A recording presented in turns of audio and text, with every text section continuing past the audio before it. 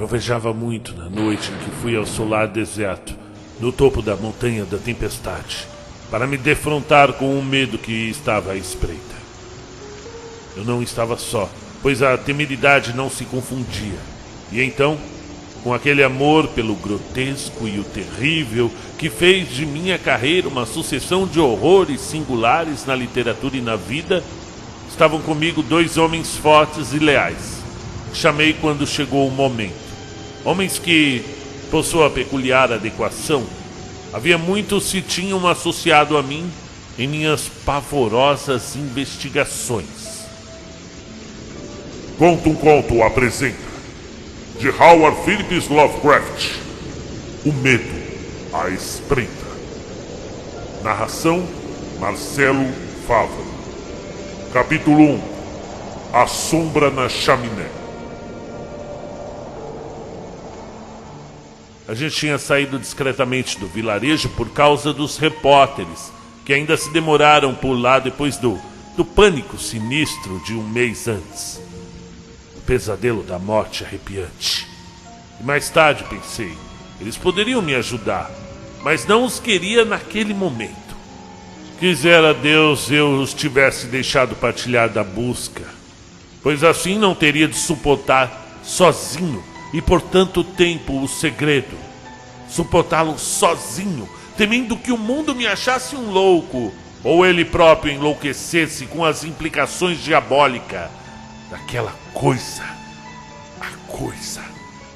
Agora que, de qualquer sorte, estou contando tudo para que as aflições não me enlouqueçam, eu gostaria de não o haver ocultado. Eu não devia ter escondido nada, porque eu, e somente eu, sei que tipo de pavor estava à espreita naquela montanha. Aquela montanha espectral e desolada.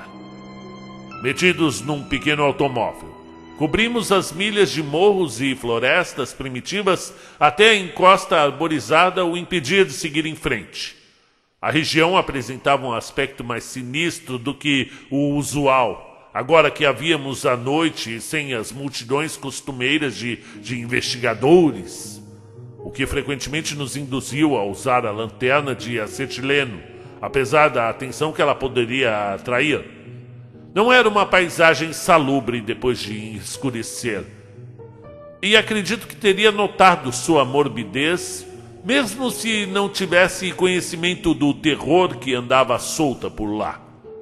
Criaturas selvagens não havia. Elas ficam alertas quando a morte furtiva se aproxima. As velhas árvores atingidas pelos raios pareciam extraordinariamente grandes e retorcidas, e o restante da vegetação terrivelmente denso e febril, enquanto curiosos montículos e outeiros do terreno coberto de mato esburacado por fulgiritos sugeriam-me serpentes e crânios humanos avolumados a proporções gigantescas. O medo sempre esteve à espreita na Tempest Mountain por mais de um século. Isso eu logo fiquei sabendo pelos relatos dos jornais sobre a catástrofe que pela primeira vez atraiu o interesse mundial para a região. O lugar é uma elevação solitária e remota naquela parte das Catskills, onde a civilização holandesa penetrara um dia fraca e provisoriamente, deixando para trás ao regredir apenas algumas mansões arruinadas, e uma população degenerada de poceiros habitando vilarejos esquálidos em ladeiras isoladas. Pessoas normais raramente visitavam o local antes da constituição da polícia estadual. E mesmo agora, somente policiais montados faziam patrulhas irregularmente.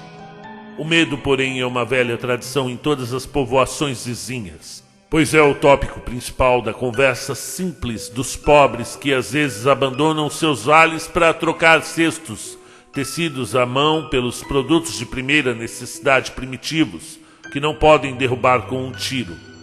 O medo estava à espreita no temido e deserto solar martense, que coroava o cume alto, mas não escarpado, cuja propensão a frequentes tempestades lhe valera o nome de Tempest Mountain, por mais de 100 anos. A vetusta casa de pedra rodeada de bosques fora o mote de histórias extremamente violentas e repulsivas.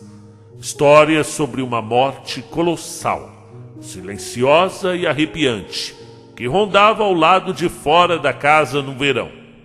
Com chorosa insistência, os poceiros contavam casos de um demônio que atacava os viajantes solitários depois do escurecer, ora os carregando embora, ora os deixando desmembrados, em estado de pavor absoluto. Às vezes eles segredavam histórias de trilhas de sangue seguindo na direção do longínquo solar. Para alguns, o trovão tirava o medo à espreita para fora de sua morada, enquanto que para outros, o trovão era sua voz. Ninguém que fosse de fora da região acreditava nessas histórias variadas e conflitantes, com suas descrições extravagantes e incoerentes sobre um demônio apenas vislumbrado. Mas nenhum agricultor ou aldeão duvidava de que o solar martense fosse mal assombrado. A história local excluía essa dúvida, muito embora os investigadores que haviam visitado a construção, depois de alguns relatos especialmente exaltados dos poceiros, jamais houvessem encontrado a menor evidência de malignidade. As velhas avós narravam mitos estranhos sobre o espectro dos martenses, mitos sobre a própria família martense, sua singular desigualdade hereditária nos olhos, sua extensa e desnaturada crônica familiar e o assassinato que a amaldiçoara. O terror que me levou àquele ambiente foi uma confirmação súbita e agourenta das mais desvairadas lendas dos montanheses. Certa noite, depois de uma tempestade de violência sem precedente, a região foi despertada por uma correria de poceiros que uma mera ilusão não teria provocado. As hordas deploráveis de nativos gritavam e guinchavam sobre o indescritível horror que se descera sobre eles e não se mostravam inseguras. Não o haviam visto, mas tinham ouvido gritos de tal monta saídos de um vilarejo que sabiam que uma morte rastejante havia chegado. E pela manhã, gente da cidade e policiais montados da guarda estadual acompanharam os abalados montanheses até o lugar onde diziam que a morte comparecera. A morte estava mesmo por lá. O chão embaixo de uma povoação de poceiros cedera depois de um raio, destruindo vários barracos mal cheirosos. Mas a esses danos materiais sobrepunha-se uma devastação orgânica que empanava por completo a sua importância. Dos possíveis 75 nativos que habitavam o local, não se avistou nenhum vivo.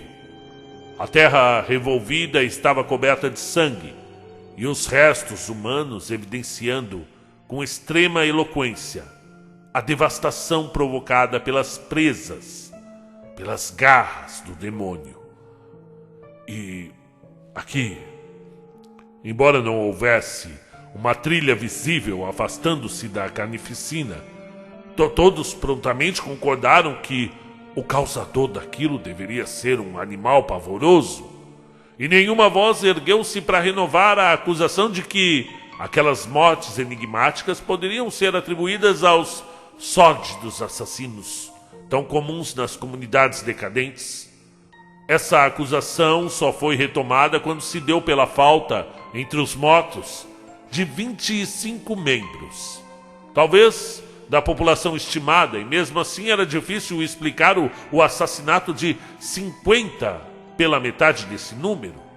Mas persistia o fato de que, numa noite estival, um raio caíra dos céus extinguindo uma vila, cujos corpos estavam horrivelmente misturados, mastigados e dilacerados. A alvoroçada gente do mato relacionou imediatamente o horror ao assombrado solar martense, embora os dois locais ficassem mais de 3 milhas distantes. os policiais mostraram-se, mais céticos, incluindo o Solar em suas investigações por mera formalidade e descartando-o sumariamente quando o encontraram por completo deserto. Os campônios e aldeões, porém, esmiuçaram o lugar com infinito cuidado, revirando tudo o que havia no interior da casa, perscrutando lagoas e riachos, batendo os arbustos e esquadrinhando as matas próximas. Foi tudo em vão. A morte havia partido sem deixar nenhum traço, salvo a própria destruição. No dia seguinte de busca, o caso foi amplamente ventilado pelos jornais. Repórteres infestaram a Tempest Mountain. Eles a descreveram com grande detalhe e com muitas entrevistas para elucidar o caso de horror, tal como era contado pelas velhas locais. Eu acompanhei as matérias de início com indiferença, especialista que sou em horrores, mas, depois de uma semana, captei uma atmosfera que me deixou especialmente animado. E assim, em 5 de agosto de 1921, registrei-me entre os repórteres que lotavam o hotel de Lafayette's Corners, o vilarejo mais próximo da Tempest Mountain, e quartel-general reconhecido dos investigadores. 3 semanas mais tarde, a dispersão dos repórteres deixou-me livre para iniciar uma terrível investigação, com base nos inquéritos e levantamentos minuciosos que me havia ocupado nesse interim. E assim, nessa noite estival, enquanto os trovões ribombavam ao longe, desci do carro e escalei, com 2 companheiros armados, as últimas encostas onduladas da Tempest Mountain, dirigindo o facho de uma lanterna elétrica para os paredões cinzentos espectrais que começavam a surgir por entre os gigantescos carvalhos à nossa frente. Naquela mórbida solidão noturna, iluminada pela luz fraca e inconstante da lanterna, a enorme elevação em forma de caixa instigava misteriosas sugestões de medo que durante o dia não se revelavam. Mas isso não me fez hesitar, pois viera com a firme intenção de testar uma ideia. Acreditava que o trovão fazia o demônio mortífero sair de algum temível lugar secreto e, fosse aquele demônio uma entidade sólida ou uma pestilência vaporosa, pretendia vê-lo. Eu já havia revistado por inteiro as ruínas antes e, portanto, conhecia meu plano muito bem, havendo escolhido para a sede de minha vigília o antigo quarto de Jean Martens, cujo assassinato reveste-se de particular importância nas lendas rurais.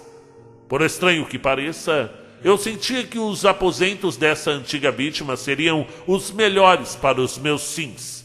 O quarto, medindo de 6 metros quadrados, continha, como os outros, um pouco de entulho que algum dia havia sido mobiliário. Ficava no 2º andar, no canto sul da casa, e tinha uma imensa janela voltada para o leste e uma estreita para o sul, ambas sem vidraça nem geloisias. No lado oposto à grande janela havia uma enorme lareira em estilo holandês, com ladrilhos decorados com motivos bíblicos representando o filho pródigo, e no lado oposto à janela estreita, uma cama espaçosa encravada na parede. Enquanto os trovões abafados pelas árvores iam ficando mais fortes, tratei de preparar os detalhes do meu plano. Primeiro pendurei lado a lado, no peitoril da grande janela, 3 escadas de corda que havia trazido. Sabia, porque as havia testado, que chegariam até um ponto apropriado do gramado externo. E em seguida, nós 3 arrastamos uma grande armação de cama de 4 colunas de um lado do quarto, encostando-a de lado na janela. Havendo forrado a cama de ramos de pinheiro, ali nos deitamos os 3, com as automáticas à mão, 2 descansando enquanto um ficava de vigia. De qualquer direção que o monstro pudesse vir, nossa possível fuga estava preparada. Se viesse do interior da casa, tínhamos as escadas na janela, e se viesse de fora, a porta e a escadaria. A julgar pelos fatos precedentes, não achamos que ele iria nos perseguir até muito longe, mesmo na pior das hipóteses. Meu turno de vigia foi da 00:30 à 1h, quando, a despeito da casa sinistra, da janela desprotegida e da aproximação dos raios e trovões, eu me senti singularmente sonolento. Estava acomodado entre meus 2 companheiros, George Bennet, do lado da janela, e William Tobey, do lado do quarto. Bennet dormia, tendo sentido, ao que parece, a mesma sonolência anormal que me afetara. Por isso designei Tobey para o turno seguinte, ainda que também ele estivesse cabeceando. A curiosa intensidade com que eu estivera observando a lareira. O aumento da tempestade deve ter me afetado os sonhos, pois no breve intervalo em que estive adormecido, as visões apocalípticas me acometeram. Em certo momento, fiquei meio acordado, provavelmente porque o que estava dormindo perto da janela passou sem querer o braço sobre o meu peito. Eu não estava desperto o bastante para verificar se Tobey estava cumprindo seus deveres de vigia, mas senti uma ansiedade distinta naquele momento. Nunca antes a presença do mal me oprimira de maneira tão intensa.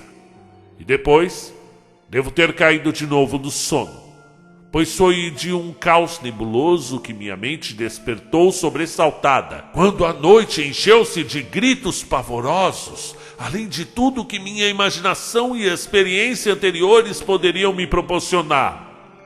Em meio àquela gritaria, a alma mais secreta do medo e da agonia humana agarrou-se desesperadamente aos portais escuros do esquecimento. Despertei para a loucura vermelha e os escárnios do diabolismo, enquanto aquela angústia demente e cristalina recuava reverberando, cada vez mais longe, para visões inconcebíveis.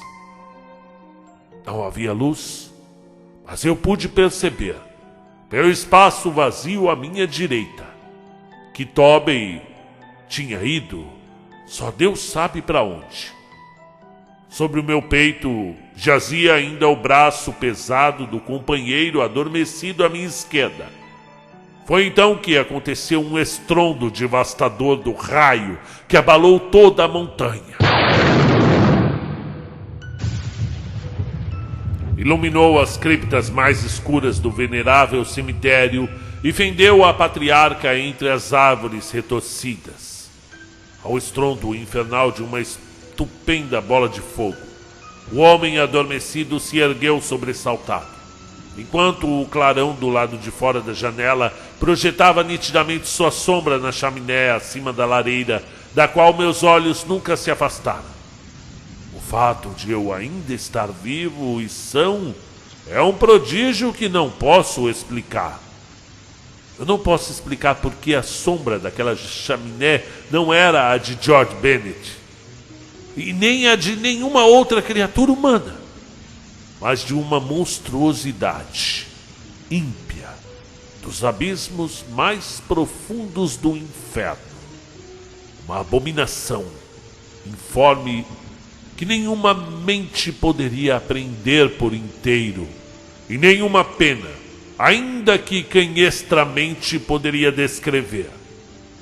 Um instante depois, eu estava só, tremendo e balbuciando naquele solar amaldiçoado.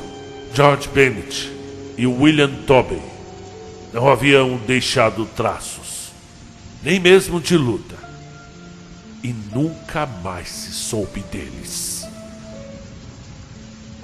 Capítulo 2. Um passante na tempestade. E depois daquela pavorosa experiência no solar rodeado pela mata, passei muitos dias prostrado em meu quarto de hotel, na Lafayette Corners. Não me lembro exatamente de como consegui chegar ao carro, dar a partida e escapar sem ser visto na vila, pois não guardo nenhuma lembrança nítida, salvo a de árvores titânicas de galhos retorcidos, os rugidos infernais da trovoada e as sombras diabólicas cruzando os montículos que pontilhavam e riscavam a região.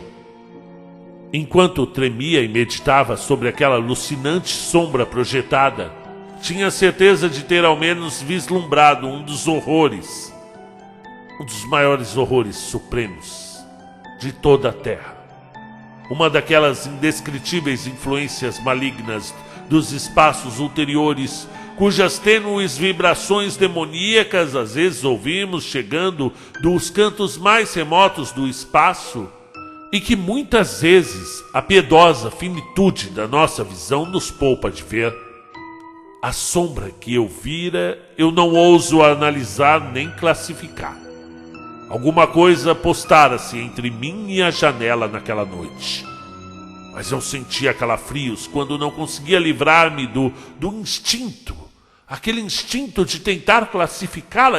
Se ao menos ela houvesse rosnado, ou latido, ou soltado uma risada sarcástica, isso teria abrandado a repulsa abissal.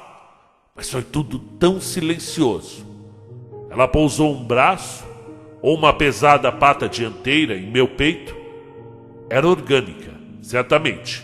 Ou havia sido. Jean Martense, cujo quarto eu havia invadido, estava enterrado no cemitério perto do solar. Eu preciso encontrar Bennett e Tobey se estiverem vivos. Porque ela os pegou e me deixou por último? O torpor é tão sufocante, os sonhos são tão horríveis. Não demorou para eu perceber que teria de contar minha história a alguém, ou sofreria um colapso. Já me decidira a não abandonar a busca do medo à espreita, pois em minha temerária ignorância, algo me dizia que a incerteza seria pior que a compreensão, por mais terrível que essa viesse a se mostrar. Assim, decidi-me sobre o melhor caminho a seguir, quem escolher para minhas confidências e como rastrear a coisa que havia eliminado 2 homens e projetado uma sombra de pesadelo. Meus principais conhecidos em Lafayette Corners haviam sido os afáveis repórteres. Muitos tinham ficado por lá para recolher os ecos sinais da tragédia. Foi entre eles que resolvi escolher um colega e, quanto mais refletia, mais minhas preferências recaíam em Arthur Murroy, um homem magro e moreno, nos seus 35 anos, cuja cultura, gostos, inteligência e temperamento pareciam indicar alguém avesso a ideias e experiências convencionais. Em certa tarde do mesmo começo de setembro, Arthur Murroy ouviu a minha história. Percebi desde o começo que ele se mostrou também interessado e simpático. E quando concluí, ele analisou e discutiu o assunto com grande perspicácia e discernimento. Seu conselho, ademais, foi eminentemente prático, pois recomendou um adiantamento das operações no Solar Martense até nos prepararmos com dados históricos e geográficos mais detalhados. Por iniciativa dele, vasculhamos a região atrás de informações sobre a terrível família Martense e encontramos um homem que possuía um velho diário muito esclarecedor. Conversamos também demoradamente com os mestiços montanheses, que não haviam fugido do medo e da confusão para as encostas mais distantes. Dispusemos-nos para preceder nossa tarefa culminante, um exame completo e definitivo dos locais associados às várias tragédias das lendas dos poceiros. Os resultados dessa investigação não foram inicialmente esclarecedores, mas nossa tabulação pareceu revelar uma tendência muito significativa. O número de horrores relatados era de longe maior em áreas ou relativamente próximas da casa habitada, ou ligadas a ela por extensões da floresta completamente doentia e hipertrofiada. Havia, por certo, exceções. Aliás, o horror que chamara a atenção do mundo ocorrera num descampado distante do solar e de suas matas adjacentes. Quanto à natureza e à aparência do medo à espreita, nada pudemos obter dos assustados e ignorantes moradores dos barracos. Num mesmo fôlego, eles o chamavam de cobra e de gigante, um demônio trovão e um morcego, um abutre e uma árvore andante. Nós, porém, nos sentíamos autorizados a supor que se tratava de um organismo vivo, altamente suscetível a tempestades elétricas. E apesar de alguns relatos sugerissem asas, acreditávamos que a sua aversão por espaços abertos favorecia a teoria de uma locomoção por terra. A única coisa de fato incompatível com essa última visão era a rapidez com que a criatura devia ter se deslocado para realizar todas as proezas que lhe eram atribuídas. Quando ficamos conhecendo melhor os poceiros, achamos-los curiosamente parecidos sobre muitos aspectos. Eles temiam os forasteiros, eram pessoas simples, recuando lentamente na escala evolutiva devido ao seu isolamento brutalizante. Mas aos poucos foram acostumando-se a nós e acabaram sendo de grande ajuda quando batemos todas as matas e arrasamos todas as divisórias da casa à procura do medo à espreita. E quando pedimos para nos ajudarem a encontrar Bennett e Tobey, ficaram pesarosos, porque queriam mesmo nos ajudar. Mas sabiam que essas vítimas haviam deixado por completo tão o mundo quanto a sua própria gente desaparecida. Estávamos plenamente convencidos de que um grande número deles havia sido morto e removido, da mesma forma que os animais selvagens haviam sido há muito exterminados por ali, e esperávamos apreensivos a ocorrência de novas tragédias. Em meados de outubro, nossa falta de progressos nos intrigou. Com a claridade das noites, nenhuma agressão diabólica ocorreu, e a total inutilidade de nossas buscas na casa e na região quase nos levou a considerar o medo à espreita um agente imaterial. Temíamos a chegada do tempo frio interrompendo nossas investigações, pois estávamos todos convencidos de que o demônio geralmente se aquietava no inverno. Assim, havia uma espécie de pressa e ansiedade em nossa última exploração, à luz do dia, no vilarejo assediado pelo medo, agora deserto por causa do pavor dos poceiros. O malfadado vilarejo de Poceiros não tinha nome, mas era muito antigo, incrustado numa fenda protegida, mas desmaiada entre duas elevações chamadas, respectivamente, Cone Mountain e Maple Hill. Ele ficava mais perto da Maple Hill do que da Cone Mountain. Alguns de seus casebres eram, de fato, escavados na encosta do primeiro desses montes. Geograficamente, ele ficava a cerca de 3 quilômetros a noroeste da base da Tempest Mountain e a 4 quilômetros do Solar, rodeado de carvalhos. Da distância entre o vilarejo e o Solar, 3,5 quilômetros do lado da povoação, formavam um espaço inteiramente descoberto, uma planície quase horizontal, exceto por uns outeiros baixos em forma de serpente, com uma vegetação de capim e arbustos esparsos. Considerando essa topografia, concluímos que o monstro devia ter vindo da Cone Mountain, da qual saía um braço arborizado para o sul, até uma pequena distância do contraforte mais ocidental da Tempest Mountain. A elevação do terreno nós atribuímos conclusivamente a um deslizamento de terra da Maple Hill, em cuja encosta uma árvore solitária, alta e fendida, havia sido o ponto de impacto do raio que convocara o demônio. Quando pela 20ª vez ou mais, Arthur Mulroy e eu esquadrinhávamos com minúcia cada centímetro do vilarejo devastado. Tomou-nos um certo desalento mesclado com novos e vagos temores. Era muito estranho, mesmo quando tantas coisas insólitas e assustadoras pareciam comuns, encontrar um cenário tão desprovido de pistas depois de acontecimentos tão espantosos. E nós andávamos de um lado para o outro, debaixo do céu de chumbo que escurecia, com aquele zelo trágico e desorientado resultante da combinação de um sentido de futilidade com a necessidade de ação. Nossos cuidados eram extremos. Cada casebre era visitado de novo e a cada escavação na encosta era pesquisada novamente à procura de corpos.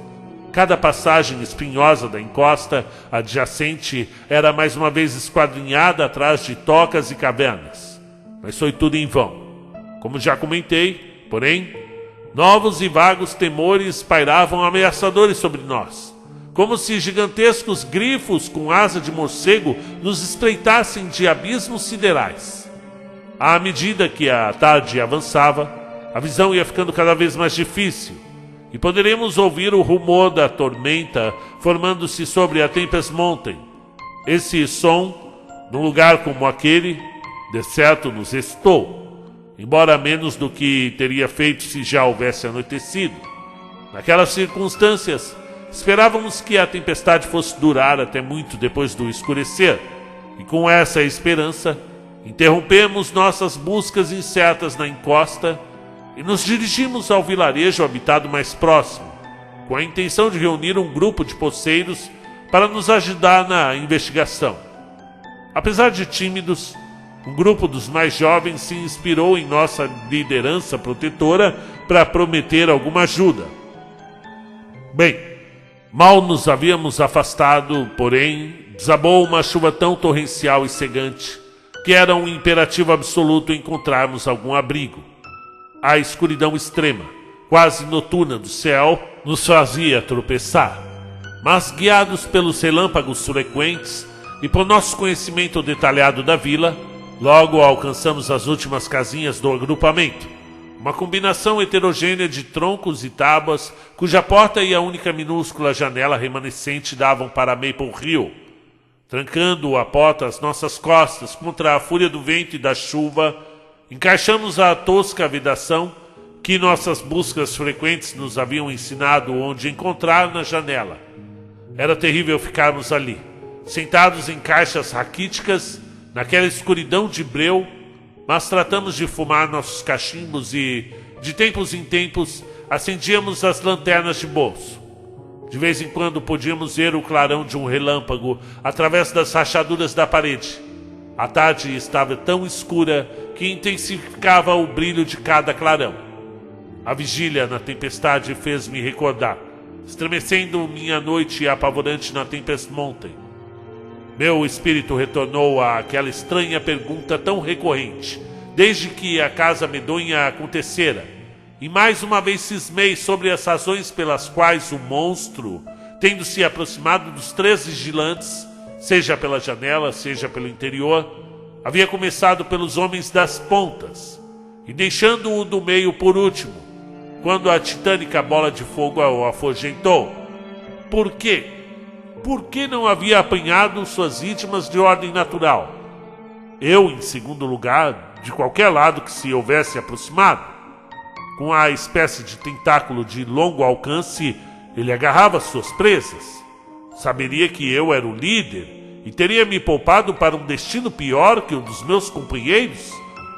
Estava no meio dessas reflexões quando, como num plano dramático para intensificá-las, caiu nas proximidades um raio terrível, acompanhado por um ruído de terra deslizando, enquanto o feroz ululado vento ascendia a alturas infernais. Era claro que a árvore solitária da Maple Hill havia sido novamente atingida, e Murroy levantou-se de sua caixa e foi até a minúscula janela para verificar o estrago. Quando tirou a vedação, o vento e a chuva entraram, uivando de maneira ensurdecedora, impedindo-me de ouvir o que ele dizia. Mas esperei enquanto ele curvava-se para fora e tentava aquilatar o pandemônio da natureza. O abrandamento gradual do vento e a dispersão da insólita escuridão nos informou que a tempestade estava passando. Sim, eu esperava que ela fosse durar até a noite para ajudar em nossa busca, mas um furtivo raio de sol passando por um buraco de nó da madeira às minhas costas excluiu essa possibilidade, sugerindo a Murroy que era melhor conseguirmos um pouco de luz antes de cair numa nova chuvarada. Destranquei e abri a porta tosca. O chão do lado de fora era uma massa singular de lama e poça d'água, com novos montículos formados pelo leve deslizamento de terra, mas nada vi que justificasse o interesse que mantinha meu companheiro curvado, em silêncio, para fora da janela. Cruzando até onde ele estava, toquei em seu ombro, mas ele não se mexeu. Bom, Então, quando o sacudia vigorosamente e virava, sentia as gavinhas sufocantes de um horror canceroso, cujas raízes estendiam-se a passados infinitos e abismos imensuráveis das terras que se estendem além dos tempos, pois Arthur Murray estava morto, e no que restara de sua cabeça mastigada e sem olhos, já não havia um rosto.